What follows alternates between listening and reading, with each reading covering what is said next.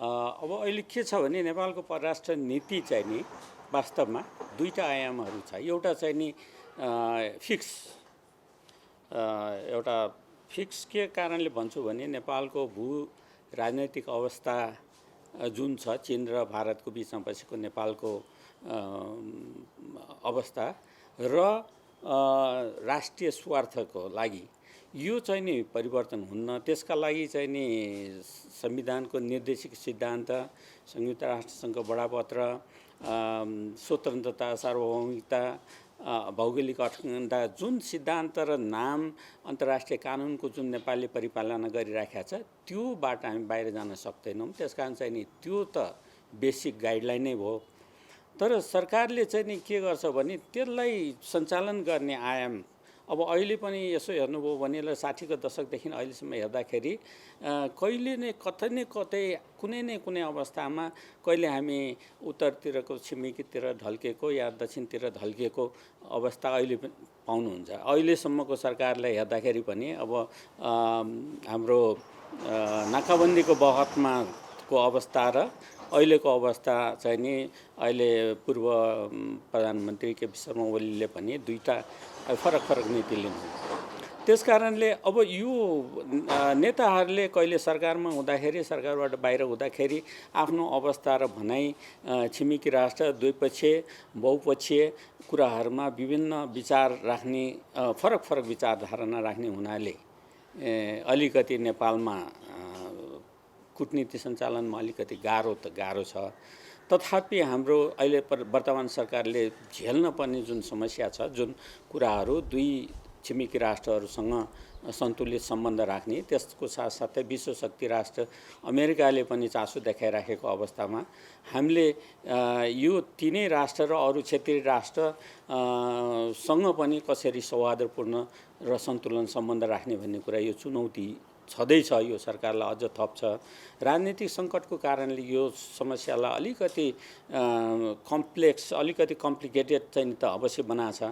तथापि सरकारले धेरै बुद्धिमत्तापूर्व तरिकाले कूटनैतिक सञ्चालन गर्नुपर्छ जस्तो लाग्छ मलाई। यसमा अलिकति आधारभूत रूपमा हामीले अख्तियार गरेका जति पनि नीतिहरू छन् ती त कहिले बदलिँदैन, स्थायी हुन्छन्। तर राजनीतिक परिवेश सँगसँगै प्राथमिकताहरू चाहिँ बदलिन्छन्। एक्ज्याक्टली त्यो सरकार सञ्चालन गर्ने राजनीतिक दलले लिएको अवधारणाका आधारमा पनि बदलिन्छ। अहिले हेर्दाखेरि हाम्रो प्राथमिकता कसरी निर्धारण गर्ने? किनभने सामान्यतया हामीले चाहिँ नेबर फर्स्ट भन्छौँ, छिमेक पहिलो भन्छौँ, त्यतिले मात्र पुग्दैन। किनभने हामी चाहिँ अब पुरा पृथ्वी एउटा भूगोलको आधारमा पनि छौँ। अब कसरी प्राथमिकता निर्धारण गर्ने? यो तपाईले महत्त्वपूर्ण प्रश्न गर्नुभयो। के छ भने अब म अहिले पनि भनिसकेँ कि विश्व शक्तिको रूपमा उदयमान भइराखेको चीन हाम्रो उत्तरमा छ भने क्षेत्रीय शक्तिको रूपमा उदयमान भइराखेको एउटा जुनियर पावरको रूपमा उदयमान भइराखेको भारत र भारतको साथसाथै अमेरिकाको पनि चासो बढ्दै गएको परिप्रेक्ष्यमा नेपालले असाध्यै सूक्ष्म एकदम चाहिँ नि सामान्य तरिकाले कूटनीति गरेर हुँदैन। यसमा चाहिँ नि हामीले आफ्नै किसिमको कुनै नीति अवलम्बन गर्नुपर्छ। त्यसमा मैले भन्न खोजेको के छ भने भारतले पनि अहिले के गर्न थालेको छ भने एउटा इस्यु बेस रिलेसन भन्न थालेको छ। कुनै विषयलाई बेस गरेर सम्बन्ध तय गर्ने। जस्तो नेपालले कालापानी समस्या गर्यो, कालापानीसँग समस्या एउटा हो। भारतसँग हाम्रो कालापानीमा विभेद छ। हाम्रो स्ट्यान्ड, हाम्रो नक्सा र प्रमाणको आधारमा हाम्रो पोजिसन बलियो भए हुनाले हाम्रो स्ट्यान्ड त्यो। तर त्यो स्ट्यान्ड लिँदाखेरि भारतसँग भएको परापूर्व कालदेखिको सम्बन्ध त्यो बिग्रन त हुँदैन। त्यो बेसिक फाउन्डेसन छ नि, जग हाम्रो कल्चरल रिलेसन छ, म्याट्रिमोनियल कनेक्सन, सोसियो कल्चरल रिलेसन, परापूर्व त्यो चाहिँ नि जग चाहिँ नि हल्लिनुहुन्न इस्यु। अब भारतले के गरेछ भने अहिले भर्खरै एउटा उदाहरण म नेपालको परिप्रेक्ष्यमा त्यो लागू हुन्छ। भारतले के गरेछ भने अस्ति G20 को ओसाकाको समिटसम्म पनि व्यापार नीतिको कुरा गर्दाखेरि अमेरिकाको विपक्षमा बस्यो भारतले, हैन, चीन लगायत अरू देशहरूसँग। तर सामरिक र अरू सम्झौता, अरू सैन्य सम्झौता र रणनीतिक कुराहरूमा भारत र अमेरिका सँगै बसे। अब भारतले के गरिरहेछ भने रुससँग को रुससँग हतियार किनिराखेको छ, 500 मिलियनको क्षेपणास्त्रहरू किन्दैछ भने इरानसँग तेल, इरानमा चाहिने बन्दरगाह पनि बनाइराखेको भारतले। तर अमेरिकाले भारतले रसियासँग सम्बन्ध र इरानसँगको सम्बन्धलाई उसले चाहँदैन र उनीहरू दुईटै देशलाई एउटा इकोनोमिक स्याङ्सन गरिरहेका देश हुनाले भारतले पनि त्यो इकोनोमिक स्याङ्सनको गरोस् भन्छ, तर भारतले मानिरहेका छैन। त्यसले राष्ट्रिय हितलाई स्वार्थ राखेर हामीले गर्नुपर्छ। अब म यसको सारमा के भनिदिन्छु भने नेपालले भारतसँग सम्बन्ध गर्दाखेरि चीन नरिसाउने, चीनसँग सम्बन्ध हामीले कुनै आर्थिक सहयोग वा कुनै सम्बन्ध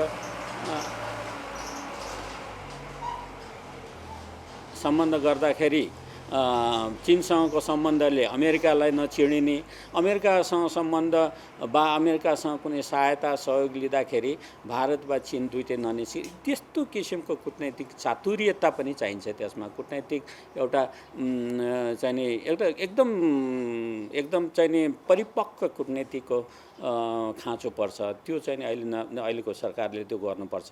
अझ पहिलेको भन्दा अहिले बढ्ता च्यालेन्ज पनि छ, किनभने जब राजनीतिक अस्थिरता हुन्छ त्यसमा शक्ति राष्ट्रहरूले खेल्ने ठाउँ पनि पाउँछ। संसारभरि नै त्यस्तै हुन्छ, जहाँ कमजोर छ त्यही नै गएर शक्ति राष्ट्रहरूले केही न केही भूमिका खेलिराखेका हुन्छ। शक्ति राष्ट्रहरूको बिचमा त हुन्छ भने हामी जस्तो सानो मुलुकमा नहुने भन्ने कुरा भएन है।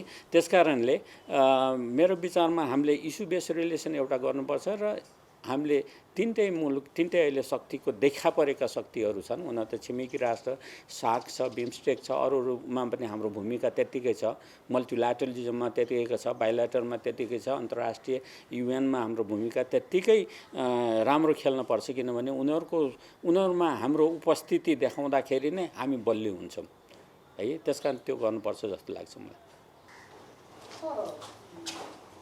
इस्यु एडुकेसनको कुरा गर्दाखेरि पछिल्लो समय दुईवटा उसलाई हेरौँ, हाम्रो सार्क ओझेलमा परेको छ, बिमस्टेक फोरम अलि अगाडि आएको छ है। भनेको इन्ट्रेस्ट, हाम्रो नेभर इन्ट्रेस्टको कुरा गर्दाखेरि तपाईँको बिआरआईलाई कुनै समय हामीले महत्त्वपूर्ण मुद्दा मान्यौँ, सँगसँगै उस्तै भनियो, तर त्यही एसिस्टेन्स आउने एमसिसीको कुरा पछाडि पारियो। भनेको इस्यु एडभोकेसीमा पनि हामी चुकिरहेका छौँ, हाम्रो इस्युलाई ग्लोबलाइज गर्न सकिरहेका छैनौँ पनि भन्छन्। त्यसले गर्दाखेरि पनि हाम्रो त्यसको रिफ्लेक्सन चाहिँ कूटनीति कमजोर हुनमा अथवा हामी कमजोर भएका कारणले हाम्रो भोइस कमजोर भएको भन्न सकिन्छ। त्यो अलिकति कुरा तपाईँको भनाइ चाहिँ नि केही हदसम्मलाई त्यसलाई मान्न सकिन्छ। जस्तो तपाईँले बिआरआईको कुरा निकालिहाल्नुभयो। बिआरआईको अहिले हामीले प्राथमिकतामा 9वटा प्रोजेक्ट गरेका छौँ। त्यो 9वटा प्रोजेक्टहरूमध्ये सबभन्दा महत्त्वपूर्ण प्रोजेक्ट भने ट्रान्स हिमालयन सिकाक्सीदेखि काठमाडौँ आउने त्यो 93 किलोमिटरको करिब $3 बिलियन को प्रोजेक्ट हो त्यो। तर त्यसमा केही ओझेल परिरहेको छ। अब ओझेल पर्न कारण के छ भने बिआरआई चाहिँ नि हामीले ऋणमा चलाउनु पर्ने हुन्छ। ऋण लिँदाखेरि धेरै कुराहरू हामीले सुनिरहेका छ। अब त्यो ऋणको जालमा पासोमा पस्ने भन्ने कुराहरू पनि त्यसमा नि सतर्क। हामीले ऋण कुन फर्ममा ऋण आउँछ, सहुलियतमा ऋण लिनु पर्ला। एसियन इन्फ्रास्ट्रक्चर डेभलपमेन्ट ब्याङ्क भन्ने छ, त्यहीँबाट हुन्छ। त्यसकारण त्यसको ऋणको मोडालिटी हामीले गर्नुपर्छ। सकेसम्म ग्रान्टमै गर्नुपर्छ। कति % ग्रान्टमा लिने हैन, त्यसमा फाइदाको धेरै जसो त भारतलाई हुन्छ। भारतले चीनले रेल लिएर आउन खोजेको अवश्य हामीलाई भन्दा नि भारतको मार्केट पनि त हेरेको छ। 1.2 बिलियन पपुलेसन भएको मार्केट र 1.4 बिलियन भएको, यो त संसारको 30-40% जनता त यो दुईटा देशहरूमै छ। यिनीहरूका मार्केट त्यही हो। संसारको उत्पादक पनि यही नै छ, उपभोक्ता पनि यही नै छ। त्यसकारण यो ठुलो इकोनोमीको एउटा मार्केट टार्गेट चीनले पनि अवश्य त्यो गरेको छ। अब भारतले पनि रक्सोलदेखि काठमाडौँसम्म विद्युतीय रेल ल्याउने कुरा छ, त्यो पनि करिब $3-4 बिलियन को प्रोजेक्ट छ। त्यसकारण ती प्रोजेक्टहरू सबै आउने भने नेपालको बिचमा आएर यो व्यापार, दुई देशको व्यापार अहिले तपाईँले थाहा पाउनु भयो होला, यो अहिले पेन्डामिक यो कोरोनाको बखतमा पनि करिब $100 बिलियन को व्यापार दुई देशमा भइ नै रहेको छ। त्यसकारण उनीहरूको स्वार्थ चाहिँ नि इकोनोमिक स्वार्थ छ। उनीहरूको धेरै कुराहरूमा कम्पिटिसन होला, तर कोअपरेटिभ पनि छ, कोलाबोरेटिभहरू पनि छ। भारत र चीनको चाहिँ नि उनीहरू एक आपसमा नभइकन नहुने। अब ठुलो टाढाको मार्केट चीनलाई पनि खोज्न गाह्रो हुन्छ। र मेटेरियल भारतबाट ल्याएर आउनुपर्छ, फिनिस प्रडक्ट चाइनाबाट भारत आउनुपर्छ। त्यसकारण यो जति उ गरे पनि जति त्यसलाई छेकबार लगाए पनि आखिरमा गएर यो आर्थिक गतिविधिको कारणले उनीहरू दुईटा देश नजिक हुनैपर्छ र हामी बिचमा पर्छौँ। नेपालले त्यसको फाइदा लिन सक्नुपर्छ जस्तो लाग्छ। मैले यस सँगसँगै अर्को कुरा गरेको थिएँ थोरै एमसिसीको म यसैको पूरक प्रश्न चाहिँ हामीले हाम्रो अबको कूटनीति विकाससँग आधारित र समृद्धिसँग आधारित हुनुपर्छ भनेर भन्दै आएका छौँ। गऱ्यौँ त्यो त मूल्याङ्कन गरौँला। सँगसँगै हाम्रो विकाससँग जोडिएको एउटा ठुलो परियोजनामध्येको एउटा एमसिसी छ। तर यिनै कारणहरूले चाहिँ त्यो अगाडि बढ्न सकेन भनेर तपाईँको समाचारमा आउँछन्, लेखिने गरिन्छ। यसलाई अलिकति जानकार राख्ने र अलिकति त्यसबारे विचार पनि दिन सक्ने भएका कारणले मैले प्रारम्भिक रूपमा यो प्रसङ्गमा जोडेँ एमसिसीलाई अब विकाससँग हेर्नुपर्ने कुरा चाहिँ के हो? धन्यवाद। यो पनि अलि जटिलै प्रश्न हो। एमसिसीको कारण के छ भने अब होल नेपाल नै नेपालको राजनीति नै दुई कितामा बाँडिए एमसिसीको कारणले एक पक्षले एमसिसी संसदबाट पारित हुनुपर्छ भन्ने पक्ष छ, एउटा किता छ भने अर्को पारित हुनुहुन्न, यसले हामीलाई सुरक्षामा खतरा आउँछ भन्ने किसिमको छ। त्यसकारण अवश्य पनि यी दुईटा कुराहरूको विचार गर्दाखेरि अब एमसिसीको कुरा गर्दाखेरि कतिपय कुरामा अमेरिकन 9वटा जति 9-10वटा नेतृत्वहरू एसिस्टेन्ट सेक्रेटरी अफ स्टेट रियान्जहरू 9-10वटाले भ्रमण गर्नुभयो। उहाँहरूले के भनिदिनु भयो भने एमसिसी भने इन्डो पेसिफिकको एउटा अङ्ग हो पनि भन्न थाल्नु भएको छ। त्यसकारण यदि त्यो अङ्ग हो भने इन्डो पेसिफिकमा 3वटा कम्पोनेन्ट छ। एउटा इकोनोमिक छ, इकोनोमिक हामी आर्थिक सहायताहरू गर्न सक्छौँ। एउटा free and open Indo Pacific भन्ने छ, त्यो गभर्नेन्स हो। त्यसलाई पनि पार्टली किनभने हाम्रो नेपालको तेस्रो देशसँग व्यापार पनि इन्डो पेसिफिक भएर जान्छ आउँछ, त्यसकारण त्यसलाई पनि केही हदसम्म मान्न सकिन्छ। तर तेस्रो पक्ष सेक्युरिटी छ। सेक्युरिटी अम्ब्रेलातिर हामी नन एलाइन मुलुक भए हुनाले त्यो अम्ब्रेलाभित्र हामी पस्न सक्दैनौँ। यसलाई क्लियर गरेर मात्र एमसिसीमा गर्नुपर्छ। अर्को कुरा एमसिसीको अब सम्झौता गर्ने अहिले नै अब कानुन मन्त्री हुनुभएको छ ज्ञानेन्द्र बहादुर कार्की, उहाँ त्यो भन्न अर्थमन्त्री भएर 2017मा उहाँले नै सही गर्नुभएको व्यक्ति छ।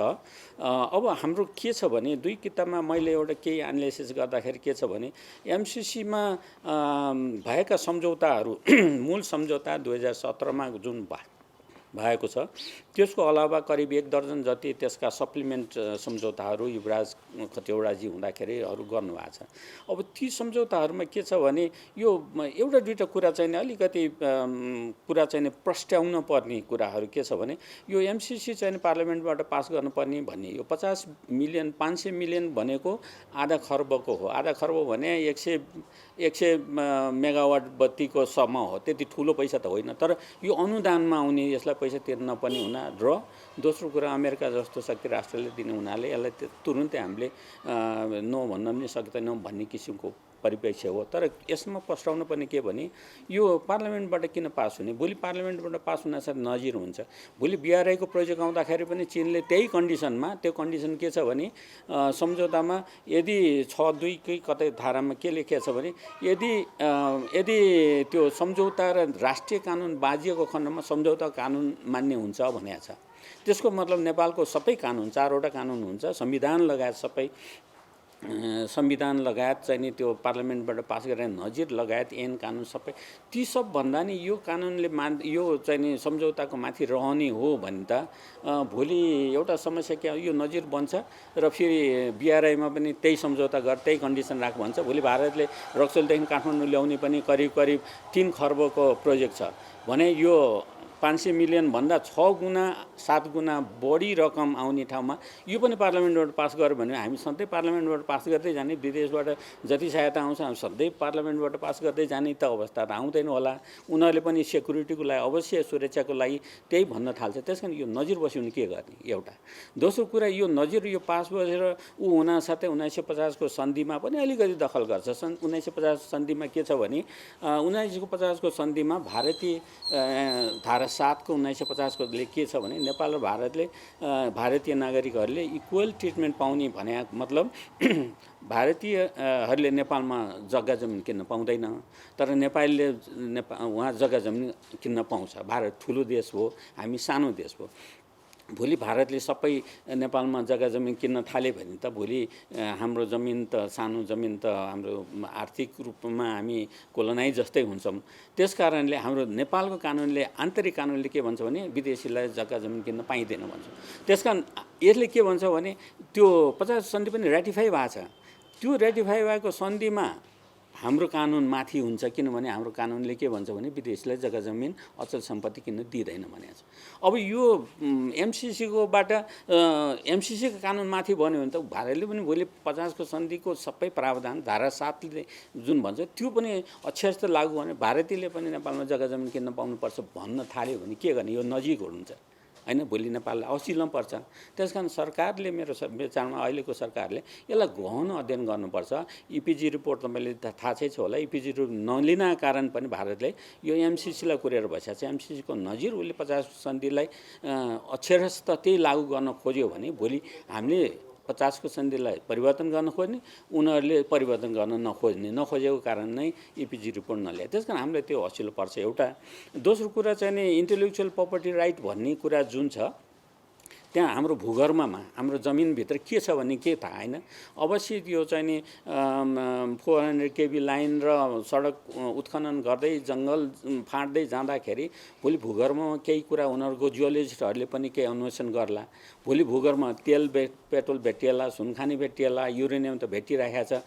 त्यसको के भनिएको छ भने त्यसको धारा 7(2) हो क्यारे जस्तो लाग्छ एमसिसीकोले। त्यसको राजस्व बिना उत्पादन पुनरुत्पादन सबै अधिकार अमेरिकाको हुनेछ भनेको छ। अब हाम्रो भौगोलिक सम्पत्ति भूगर्भमा के छ हामीलाई थाहा छैन, गर्भभित्र भूगर्भभित्र त्यो सम्पत्ति भोलि त्यो एमसिसी लागू गर्दाखेरि 5 वर्षको अन्तरकालमा केही पत्ता लाग्यो भने त अमेरिकाले त्यो बिना राजस्व त्यसको प्रोसेसिङ गर्ने अधिकार दिने त त्यो होइन, त्यो हुँदैन। किनभने इन्टेलेक्चुअल प्रपर्टी राइट भन्ने संस्था छ र वाइपो भन्ने छ, वर्ल्ड इन्टेलेक्चुअल प्रपर्टी।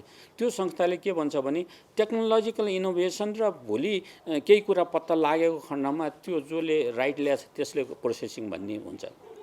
जस्तो ब्राजिलमा सुनखानी बेल्जियमले पत्ता लगायो, अब बेल्जियमले नै त्यो प्रोसेस गर्छ, राजस्व अलिकति तिर्छ अनि सुन जति सब लग्छ हैन। अब ब्रुनाईमा चाहिँ नि अहिले तेल खानी ब्रिटिसरहरूले लग्छ, अहिले क्रिस्टल फेला पारेको छ त्यो उसमा त्यो स्यान्डबाट। अब त्यसको राइट पनि जसले पत्ता लाग्यो त्यसले।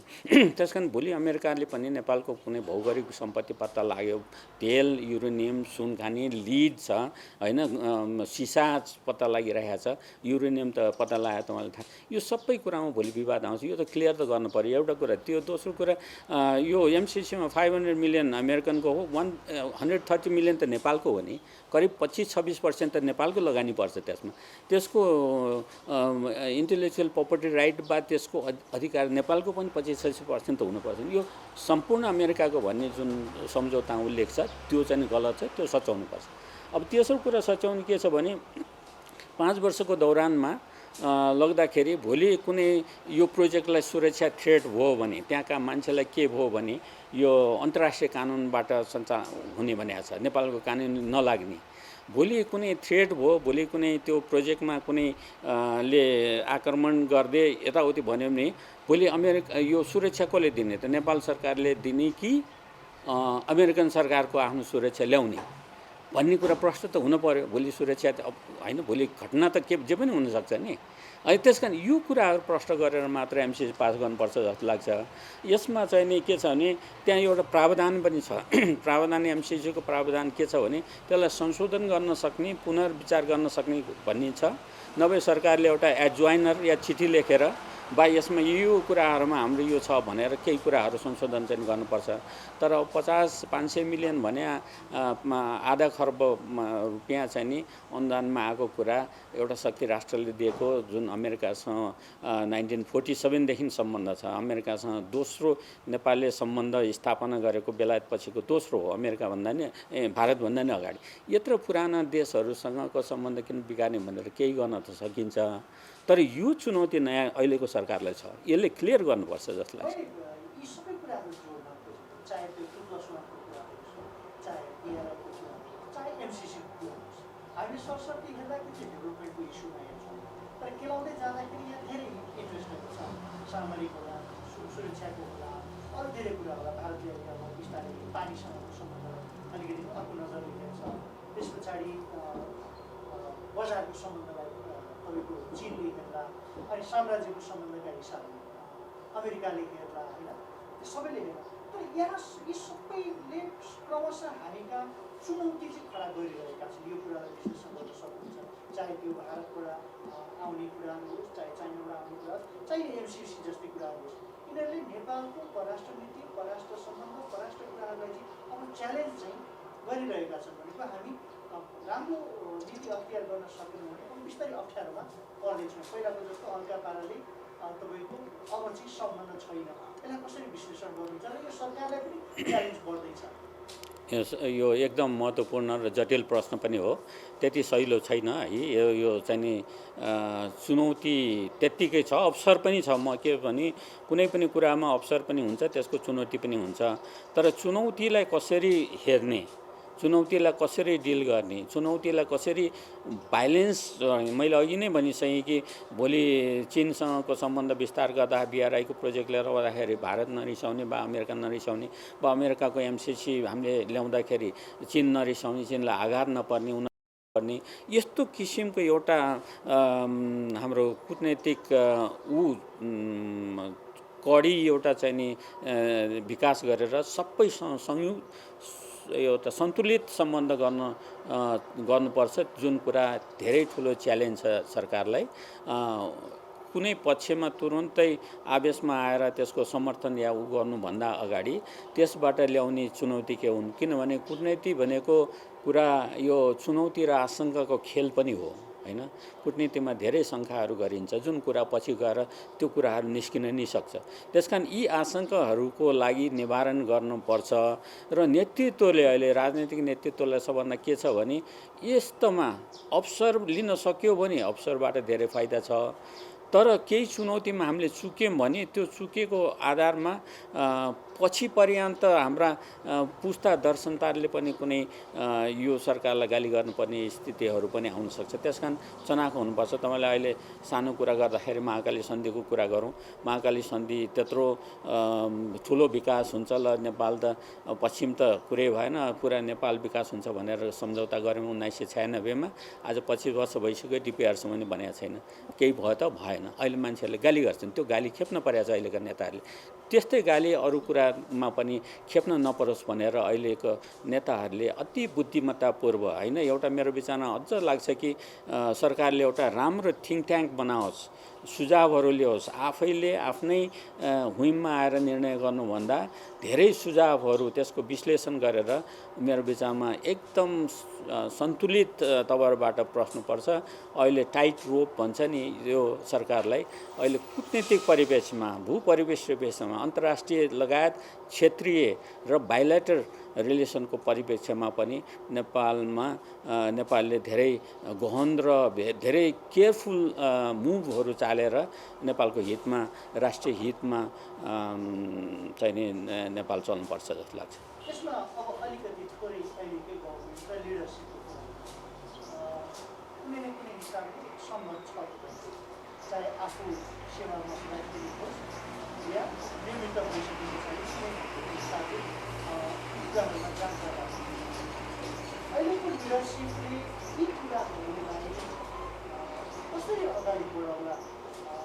सम्भावना चुनौती त पनि गभर्मेन्टमा सैद्धान्तिक रूपमा, तर सँगसँगै विश्लेषण चाहिँ के हो भने कति एकपक्षीय हुने हो कि अर्थात् नेतृत्वको माध्यमबाट अमेरिकन इन्ट्रेस्टहरू हाबी हुने हो कि भन्ने एउटा मोड चाहिँ थालेको छ।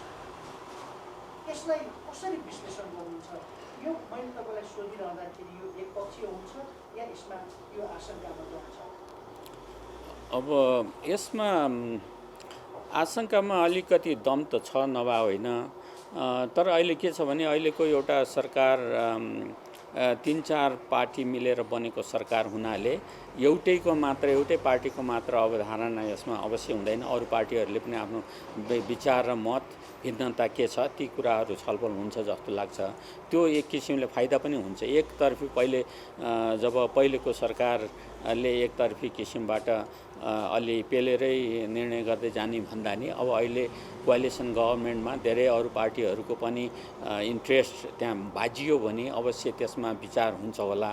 त्यसकारण त्यो भएको एक किसिमले कहिलेकाहीँ त राम्रो पनि हुन्छ। 2 जना 4 जना सँगै छन् भने 4 जनाले एउटा कुरामा विचार राख्दाखेरि अलिक बढ्ता माझिएर खारिएर ती कुराहरूमा निर्णय हुन्छ जस्तो लाग्छ। त्यसकारण यो कुराहरू छ। अब खैर तपाईले भन्नुभएको कुरा के छ भने अब नेपाल चाहिँ नि भू राजनैतिक महत्त्व हामीले बिर्सिन यो हुन्न कि हामी आफ्नै महत्त्व आफैले सिर्जना गरे महत्त्व होइन। यो नेपालको उत्तरतिरको छिमेकी राष्ट्रको शक्ति ग्लोबल शक्ति हुँदै जाने यो बढाउ र अमेरिकाको अहिलेको शक्ति 1 नम्बर शक्तिको रूपमा भएको अवस्थालाई गिर्न नदिकन बरकरार राख्ने किसिमको द्वन्द्वबाट सिर्जित र भारतीय क्षेत्रीय तवरमा हेर्दाखेरि भारत पनि एउटा जुनियर शक्ति राष्ट्रको रूपमा भइराखेको अवस्थाले गर्दाखेरि सबै हो। तर एउटा फिल्ड मैदान चाहिँ के हो भने सबैको एउटा बीचमा परेको मुलुक चाहिँ नेपाल भए हुनाले नेपालले अहिले पनि म फेरि भन्छु नेपाललाई यी सबै राष्ट्रबाट हामीले सहयोग लिएर हामी आफ्नो अपर्च्युनिटी पनि छ। तर च्यालेन्ज चाहिँ पनि अति गहनै छ। च्यालेन्जले केही कुरा खतरा निर्णय हुँदाखेरि अब अमेरिकाले 3 चोटि नेपाललाई प्राथमिकता दिएको पाइन्छ। हेर्नुहोस् कहिले छ भने अब 1950 ताका 60 ताकामा जब चीन लिइसकेपछि दलाई लामाको आइसकेपछि दलाई लामापट्टिको उनीहरूको विचार र खम्पाको कारणले नेपाललाई अलिकति इन्ट्रेस्टको उसमा राखेको थियो भने 2001 ताकामा 2 ताकामा जब सेप्टेम्बर 11 भइसकेपछि आतंककारी विश्व आतंककारी अभियानको एगेन्स्टमा लड्नको लागि भनेर कोलिन पावर नै हो अमेरिकाबाट सेक्रेटरी अफ स्टेट हुने थियो नेपालमा अहिलेसम्म गरेको माथिल्लो तहको भ्रमण जुन बहना देउपाजी नै प्रधानमन्त्री हुनुहुन्थ्यो। त्यो 2002-2003 ताका चाहिँ उहाँहरूले नेपालमा भ्रमण गर्नुभएको थियो। देउपाजीले डिनर दिनुभएको थियो बालुवाटारमा, म पनि थिएँ त्यस बखना। त्यस कारणले त्यो बहना दियो भने अहिले इन्डो पेसिफिकको कुरामा अमेरिकाले अर्कोचोटि तेस्रो चोटि इन्डो पेसिफिकको एउटा पार्ट हो भनेर पनि भन्यो। श्रीलङ्का र नेपाललाई इन्डो पेसिफिकको एउटा एक्सटेन्डेड पार्टनर भनेर पनि भन्ने गरिरहेको छ। त्यसकारण अमेरिकाले यो तेस्रो चोटि नेपाललाई एउटा प्राथमिकताको उसमा राखेको छ। तर प्राथमिकताकोमा राख्दाखेरि के हुन्छ भने तपाईको छिमेकीले कहिले नबोलाउने छिमेकीले सधैँ ल आओ खाना आओ यताउति भन्नुभयो भने तपाईले शङ्का गर्नुहुन्छ किन त पहिले बोलाउँथे अहिले किन प्राथमिक केही छ कि भने अब त्यो केलाउने काम चाहिँ नि त्यसमा केही छ कि आशंका छ कि कसरी हामी शुद्ध भएर हाम्रो असंलग्न परराष्ट्र नीति बरकरार राखेर हामीले त चीनलाई नि चिराउनुहुन्न, भारतलाई नि चिराउनुहुन्न, अमेरिकालाई नि चिराउनुहुन्न, अरू युरोपियन युनियन दात्री राष्ट्र जापान लगायत सबैलाई गराउनुहुन्न। त्यो भूमिका कसरी गर्ने भन्ने कुरा यो चाहिँ नि ठुलो चुनौती यो सरकारलाई छ। यो सरकारले चाहिँ नि धेरै बुद्धिमत्तापूर्वक परराष्ट्र नीति सञ्चालन गर्नुपर्छ जस्तो लाग्छ।